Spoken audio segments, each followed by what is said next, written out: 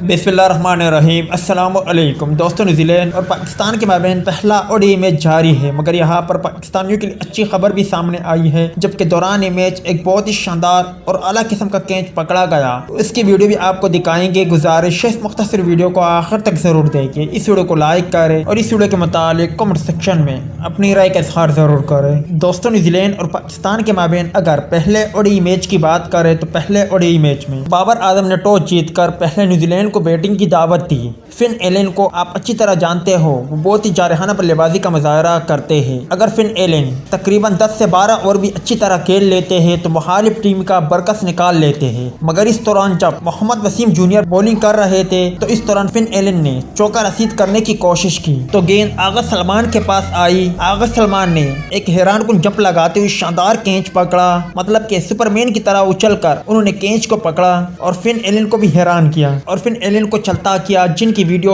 Social media पर viral हो रही है। और शायकीन क्रिकेटर आगा सलमान की शानदार कैच पकड़ने की वीडियो पर तरह तरह के तबसरे कर रहे हैं और शायकीन क्रिकेटर उन्हें खूब पसंद कर रहे हैं। आप स्क्रीन पर मुख्तसर तस्वीरें देख सकते हो।